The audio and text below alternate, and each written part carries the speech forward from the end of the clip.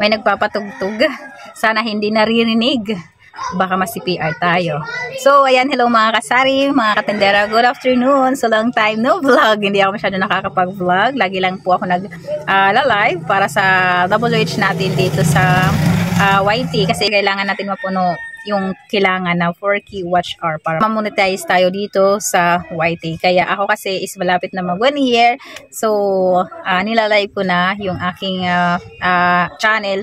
Hindi kasi ako masyado nakakapag-video, nakakapag-vlog, kaya ay nilalive ko na lang siya.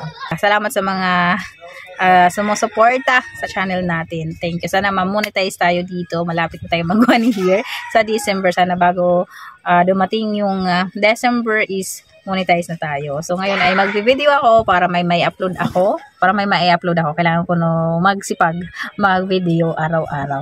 So ngayon pala ay i-share ko lang po itong nangyari kahapon. Kahapon dapat ako mag-video, kaya lang hindi ako nakapag video kahapon. So, kayo ba mga kasari, mga katendera dyan, pag may nagbabayad ba sa inyo na mga barya, pera nila, or mga coins, binibilang nyo ba? Or hindi na?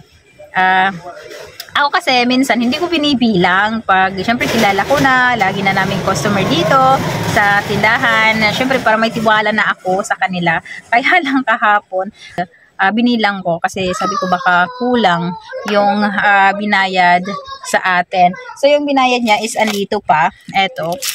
Mga coins may halo kasi na 50 pesos, tagpipiso at tagli 5 piso.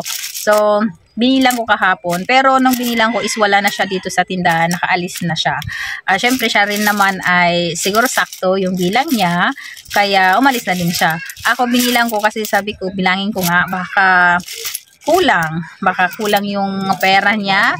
Kasi kung ganun yung mangyayari na kulang yung pera niya, so malulugi na ako. Ang binili niya ay isang kaha ng Mighty. So, konti lang, halos 5 pesos lang yung patong ko doon sa isang kaha ng Mighty. E paano na lang kung kulang ng 5 piso o di so wala na akong tinubo sa isang kaha ng Mighty, di ba? So, ito, binilang ko siya at kulang ng 4 pesos. Siguro nagkamali siya kasi 4 pesos yung kulang. Siguro yung isang piso akala niya is 5 pesos. Pero piso lang. So nagkamali siya. Nilagay ko lang dito kasi pag makita ko siya ay sasabihan ko siya na ang kanyang binayad sa akin na 150 ay kulang ng 4 pesos. Kahapon kasi hindi siya bumalik dito kaya hindi ko nasabi kahapon na kulang yung kanyang bayad sa akin ng 4 pesos. So, mamaya, di ko alam kung pupunta siya. Pag pumunta siya, i-remind ko siya na kulang ng 4 pesos ang kanyang binayad sa akin sa isang kahan ng Mighty. So, andito lang yung kanyang binayad. Hindi ko pa talaga to ay nilalagay dito sa bintahan ko. Dito sa lagay ko ng mga coins kasi ipapabilang ko sa kanya itong binayad niya sa akin.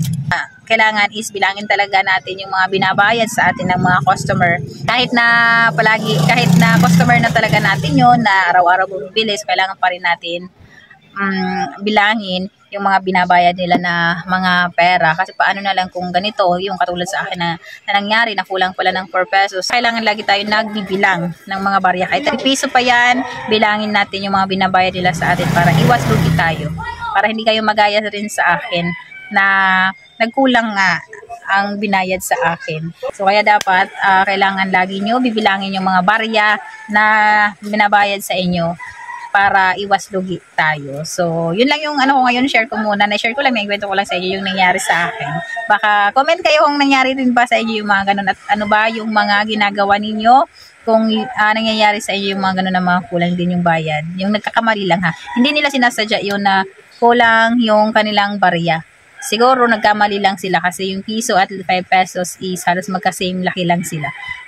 Siguro doon lang yung nagkamali. So hindi siguro nila sinasadya na kulang yung pera nila nadala. Okay, so yun lang yung share ko sa inyo. Thank you for watching.